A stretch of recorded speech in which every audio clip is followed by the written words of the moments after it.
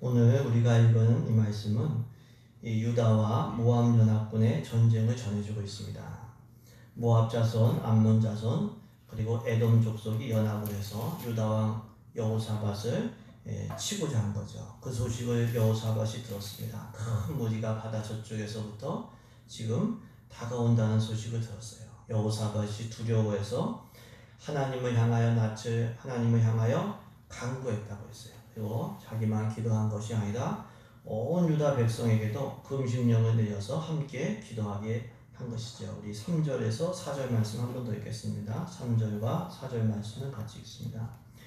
여호사밧이 두려워하여 여호와께로 낯을 향하여 간구하고 온 유다 백성에게 금식하라 공포하며 유다 사람이 여호와께 도우심을 구하려 하여 유다 모든 성읍에서 모여와서 여호와께 간구하더라. 아멘. 이 모압의 연합군이 전쟁을 일으켰을 때에 여호사밧이 두려워했다고 했습니다. 이 두려움은 물론 전쟁에 대한 두려움이죠. 더 나아가서 자기의 죄에 대한 하나님의 징계에 대한 두려움이기도 했습니다.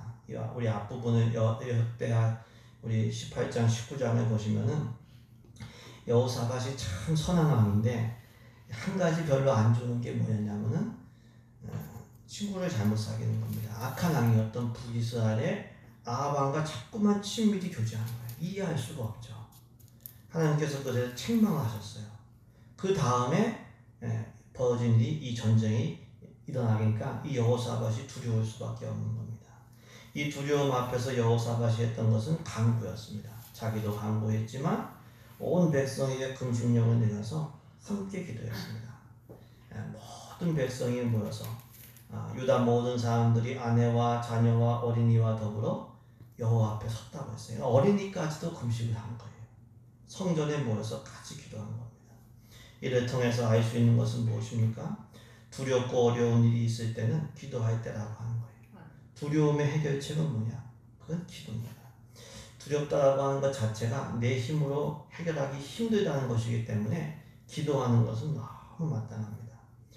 두려움을 기도로 바꾸는 그러한 지혜와 은혜가 있기를 소망합니다. 우리 기도학교 때 배웠지만 문제가 있다고 다 기도하는 건 아니에요. 믿음이 있어야 기도하는데 우리가 두려움이 있다고 다 기도 안 하죠. 두려움을 기도로 바꾸는 그러한 믿음도 있고 지혜도 있고 은혜가 있기를 주님의 이름으로 축복합니다. 그럼 어떻게 우리 두려움 앞에서 기도해야 될까요? 여호사밧은 간구했다고 했어요. 간구했다는 건 그만큼 성령께서 간구의 영을 주신 거죠. 그런데 혼자 간구한 것이 아니라 어린이를 포함해서 온 백성이 금식하면서 그렇게 간절히 기도했습니다. 혼자 기도하는 것보다 함께 기도하는 것이 훨씬 낫습니다. 혼자 예배하는 것보다 함께 예배하는 것이 더 나아요.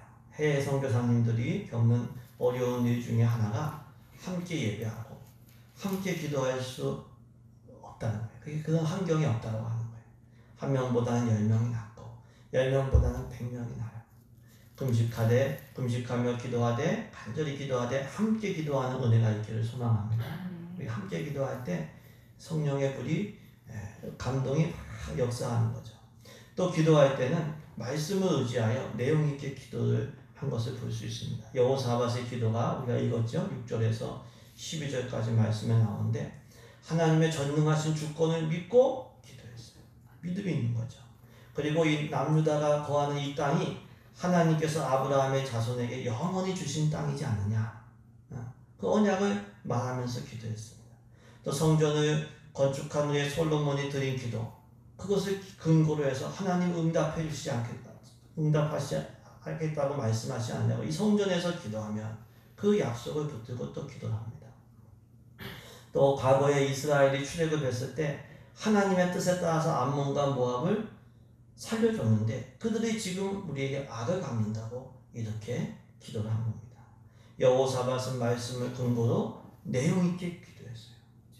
아무 생각 없이 중언부영 습관적으로 기도한 게 아니라 말씀을 근거로 논리적으로 그렇게 기도를 한 겁니다. 그렇기 때문에 제대로 기도하려면 하나님 말씀을 우리가 알아야 돼요. 말씀 생활과 기도 생활이 같이 갑니다. 기도가 막힐 때, 기도가 약해질 때 말씀을 붙들어야 됩니다. 말씀을 붙들고 내용 있게 기도하는 우리 모두 되기를 소망합니다. 이렇게 여호사밧 왕은 온 백성과 함께 금식하며 간절히 말씀을 붙들고 기도했습니다. 그 기도에 대한 응답을 누가 받았냐면 레위 사람 야하시엘이라고 하는 사람이 받았어요. 야하시엘. 여호와의 영이 그에게 임했고 하나님의 말씀을 야하시엘이 전했습니다. 야하시엘이 전한 그 응답은 뭐였냐면은 이 전쟁은 하나님께 속한 것이기 때문에 큰 무리가 온다고 해서 두려워하거나 놀라지 마라. 내일 하나님의 구원을 보라. 하나님께서 함께 하시니 내일 그들을 맞서 나가라. 이렇게 응답을 주신 걸 볼 수 있습니다. 우리 15절부터 우리 17절까지 말씀 한번 더 읽겠습니다. 15절에서 17절까지 말씀입니다. 야하시엘이 이르되 온 유다와 예루살렘 주민과 여호사밧 왕이여 들을지어다. 여호와께서 이같이 너희에게 말씀하시기를 너희는 이 큰 무리로 말미암아 두려워하거나 놀라지 말라. 이 전쟁은 너희에게 속한 것이 아니요 하나님께 속한 것이니라. 내일 너희는 그들에게로 내려가라. 그들이 시스 고개로 올라올 때에 너희가 골짜기 어기 여루엘 들 앞에서 그들을 만나려니와 이 전쟁에는 너희가 싸울 것이 없나니 대열을 이루고서서 너희와 함께한 여호와가 구원한 것을 보라. 유다와 예루살렘아 너희는 두려워하지 말며 놀라지 말고 내일 그들을 맞서 나가라. 여호와가 너희와 함께하리라 하셨느니라. 아멘. 야하시엘이 받은 이 응답은 이 전쟁이 하나님께 속했다라고 하는 거예요. 하나님께 속했다는 것은 하나님께서 싸우시는 하나님의 전쟁이라는 것입니다. 남유다와 모압의 연합군이 싸운다. 그러면 결과가 어떻게 될지 모르죠. 이걸 싸워봐야 합니다. 근데 하나님께서 싸우신다면 결과는 승리인 거죠. 결국 이 전쟁에서 승리하게 된다는 응답을 받은 겁니다. 이를 통해서 우리가 알 수 있는 것은 무엇입니까? 하나님께서 싸워주실 때 그럼 이긴다고 하는 거예요. 하나님께서 싸워주시면 이기는 겁니다.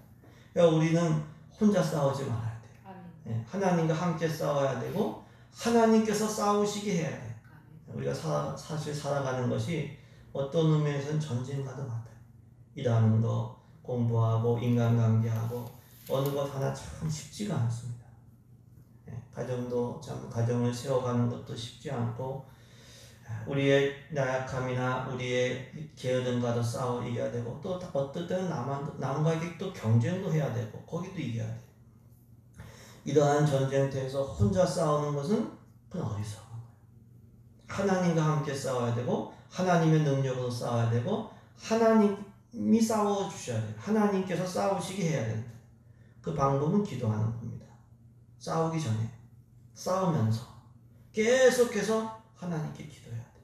틈만 나면 우리의 사정, 우리의 두려움, 우리의 연약함, 어려움을 아뢰면서 계속 기도도 하나님께 맡기면 그 일은 하나님의 일이 되고 하나님께 속한 전쟁이 되는 거죠. 베드로전서 5장 7절에 너희 염려를 다 주께 맡기라. 다 맡기라. 이는 그가 너희를 돌보십니다. 염려와 두려움이 생길 때, 어려운 일이 생길 때 하나님께 맡기는 은혜가 있기를 소망합니다. 기도하지 않으면 이게 염려하고 하는 두려움이 다 내 일이 되는 거예요. 내가 해결해야 돼요. 근데 맡기면 그때부터는 하나님의 일이 되는 거예요. 그러니까 기도한 이후에는 염려하면 안 돼요. 염려하고 두려워하면 다시 그 순간 내 일이 되는데, 그러니까 하나님께 맡겨야 돼요. 맡기는 은혜가 있기를 소망합니다. 내가 가지고 있으면 내가 너무 힘들어져요. 병들고 여러 가지 힘들어 해결도 못하는 거죠. 또 우리가 기억해야 될 것은 아무리 하나님께 속한 전쟁이어도 우리가 할 일은 순종해야 된다는 거예요. 하나님은 야하시엘을 통해서 남유다에게 내일 모압 연합군을 맞서 나가라. 나가서 하나님께서 구원하시는 것을 보라고 했어요. 하나님께서 하시는 전쟁이지만 할 일이 있는데 맞서 나가는 거예요. 맞서 나가라. 맞서 나가야 되는 거죠. 그러니까 순종하는 일은 하나님께서 명하시는 것은 우리가 못하는 걸 시키지 않으시거든요. 근데 할 수 있을 만큼은 내 일입니다. 그걸 하나님이 시키시는 거예요. 그러면 그 믿음으로 순종해서 나가야 돼요. 순종하려면 두려워하거나 놀라면 안 되죠. 그래서 두려워하지 말라고 했어요. 놀라지 말라고 했어요. 두려워하거나 놀라지 말고 내가 할 일에 대해서 순종하는 우리 되기를 소망합니다.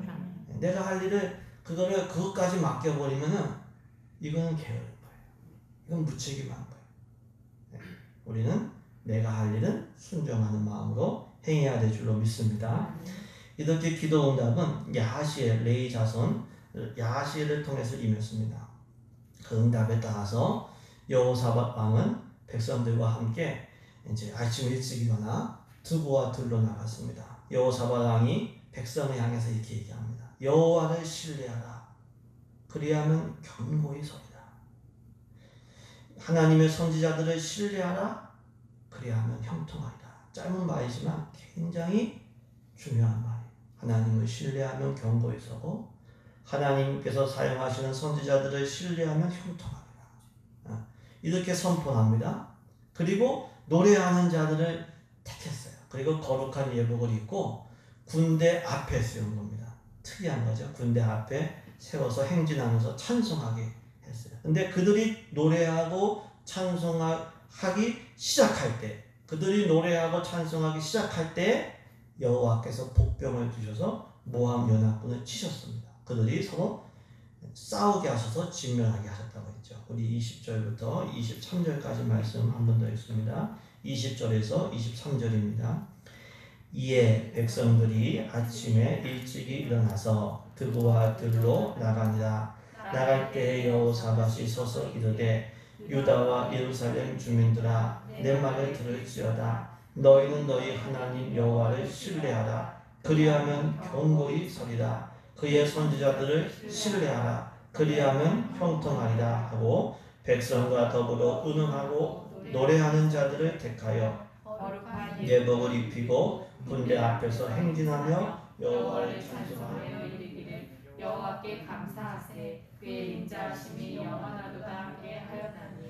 그 노래와 찬송이 시작될 때에 여호와께서 복병을 두어 유다를 치러 온 암몬 자손과 모압과 세일산 주민들을 치게 하심으로 그들이 패하였으니 곧 암몬과 모압 자손이 일어나 세일산 주민들을 쳐서 진멸하고 세일 주민들을 멸한 후에는 그들이 서로 쳐 죽였더라.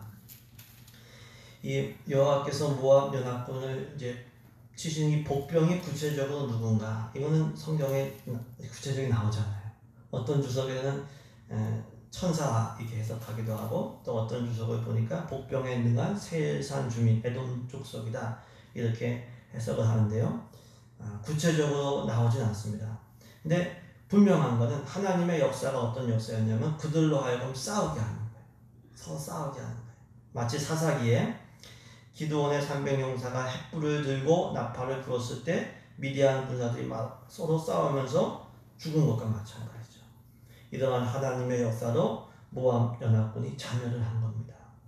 근데 이 역사가 언제 일어났냐면은 이 자멸하고 서로 싸우기 시작할 때가 노래하는 자들이 노래하고 그리고 찬송하기를 시작할 때 라고 하시어요. 여호사밧이 군대 앞에 행진하게 한 그 찬양대가 노래하고 찬양할 때 하나님 역사가 나타난 거죠. 이를 통해서 알 수 있는 것은 무엇입니까? 하나님을 높이며 감사 찬양할 때 하나님께서 역사하신다. 그래서 우리가 찬양해야 돼요. 입을 크게 열고 찬양해야 돼요. 여호사밧이 세운 이 찬양대 여호와께 감사하세. 그의 인자하심이 영원하도다. 지금 전쟁이 나고 난리가 났는데 큰 무리가 연합군을 이루어서 나왔는데 감사하세. 그의 인자하심이 영원합니다. 이게 감사 찬양할 때 하나님께서 역사하신 줄로 믿습니다. 다윗이 찬양했을 때 악한 영들이 떠났다고 했어요. 그런 영역이 우리 모두에게 있기를 주의 이름으로 축복합니다. 찬송에 왜 찬송에 악한 영들이 떠날까요? 시편 22편 3절에 이스라엘의 찬송 중에 계시는 주여 주는 거룩하시니다 이런 말씀이 있어요. 주님을 높이고 찬양할 때 그 찬양 가운데 하나님이 임재하시니까 악한 영들이 떠나는 거예요. 그렇기 때문에 하나님을 높이는 노래와 감사 찬양이 우리 입에서 끊이지 않아야 돼요. 우리가 찬양할 때 하나님의 임재 그리고 역사하시고 우리 영혼이 살고 전쟁에서 승리하실 것입니다. 하나님께서 싸우시는 전쟁이 되려고 하면 기도하고 찬양해야 돼. 그럼 영적 전쟁이다. 이건 하나님께서 싸우시는 전쟁이다. 기도하고 감사 찬송함으로 하나님께 속한 전쟁을 하시기 바랍니다. 혼자 전쟁하지 말고 하나님께서 싸우시는 전쟁이 해야 됩니다. 물론 하나님의 구원을 받은 이후에 찬양하는 것도 귀하죠. 하나님 그 홍해가 갈라지고 나서 미리암을 비롯한 그 찬양하지 않았습니까? 그것도 귀한 찬양. 근데 오늘 찬양은 하나님의 구원을 받기 전에 믿음으로 한 감사 찬양이에요. 사도행전에 나오는 그 바울과 실라가 복음 전하다가 매 맞고 옥에 갇힌 후에 찬양했어요. 지금 감옥에 있는데 구원을 경험한 이후에 하는 감사 찬양도 귀하지만 구원을 경험하기 전에 하는 찬양, 어려울 때 하는 감사 찬양, 그 찬양이 더 귀한 거예요. 우리 찬양하는 우리 되기를 소망합니다. 반대로 우리 마음에 불평과 원망이 가득 차면 하나님께서 영광 받으실 수 없을 뿐만 아니라 하나님의 역사가 있지가 않아요. 마귀만 역사합니다. 그러니까 불평과 원망이 막 차오르면은 빨리 기도해야 돼요. 감사 찬송해야 돼요. 사람과의 관계도 불평하고 원망하면 그 관계는 반드시 깨집니다. 일할 때도요, 불평하고 원망하면요, 능률이 안 올라요. 더 힘들 뿐이에요. 더 힘들어요. 그냥 감사 찬송부터 해야 돼요. 일하기 전에 하나님 건강 주시고 또 이렇게 일거리 주셔서 감사합니다. 이게 기도예요. 어려운 일 만날수록 하나님께서 주신 복, 그것을 세워가면서 더 감사 기도하고 감사 찬양해요. 그래야지 승리할 수가 있습니다. 감사 찬송하는 입술과 마음 되기를 주님의 이름으로 축복합니다. 이렇게 여호사밧이 세운 찬양대가 하나님을 높이면서 찬양했을 때 하나님 역사가 일어났어요. 모압 연합군이 서로 싸운 거예요. 그래서 이제 나중에 이제 그 노력한 거죠. 물건을 전리품을 챙겼는데 얼마나 이 재물과 의복과 보물이 많았는지 사흘 동안 거뒀다고 이런 말씀이 나옵니다. 그리고 그 불화가 골짜기에서 하나님을 찬송하고 그리고 여호사밧을 비롯 선두로 해서 예루살렘으로 돌아옵니다. 그리고 성전에 가서 또 찬양하고 이 모든 이야기가 이제 주위 사람들에게 나라에 퍼지니까 주위 나라가 쳐들어오지를 못하는 거죠. 평강을 누리게 되었다. 이렇게 말씀하고 있습니다. 30절 말씀 우리 한 번 더 읽습니다. 30절 말씀 우리 30절 말씀 우리 27절 말씀부터 읽겠습니다. 27절 말씀 한 절 읽겠습니다. 유다와 예루살렘 모든 사람이 다시 여호사밧을 선두로 하여 즐겁게 예루살렘으로 돌아왔으니 이는 여호와께서 그들이 그 적군을 이김으로써 즐거워하게 하셨습니다. 아멘. 30절도 읽습니다. 여호사밧의 나라가 태평하였으니 이는 그의 하나님이 사방에서 그들에게 평강을 주셨음이더라. 아멘. 하나님께서 주시는 승리를 경험한 날 전리품도 풍성하고 기쁨도 있었고 즐거움도 있었고 평강도 있었습니다. 승리의 열매는 풍성함과 기쁨과 평강입니다. 이 승리의 열매를 누리시길 예수님의 이름으로 축복합니다. 우리가 헤어질 때 승리하세요 기도하잖아요. 이게 정말 중요한 인사입니다. 우리는 반드시 이기는 자 되어서 승리하는 자 되어서 풍성함을 누리고 기쁨과 평강을 누리시길 주의 이름으로 축복합니다. 내게 풍성함이 없고 기쁨과 평강이 없다면 우리는 오늘 말씀에 나온 이 기도하고 찬양하면서 하는 영적 전쟁을 해서 반드시 승리해야 됩니다. 우리가 살다 보면 어렵고 정말 두려운 일들이 많습니다. 그때 침묵하면 안 되고 침체하면 안 돼요. 그때는 기도할 때, 그때는 감사 찬송할 때, 하나님께 속한 전쟁을 해야 될 때입니다. 그러면 하나님께 속한 전쟁이 되기 시작하면 우리에게는 풍성함이 있고 기쁨이 있고 평강이 넘치게 됩니다. 우리가 기도하고 찬송하고 그때 위기가 풍성한 기회가 되고 우리가 기도하고 감사 찬송하면 두려움은 기쁨과 평강으로 변하게 될 줄로 믿습니다. 영적 전쟁을 승리하시길 주님의 이름으로 축복합니다.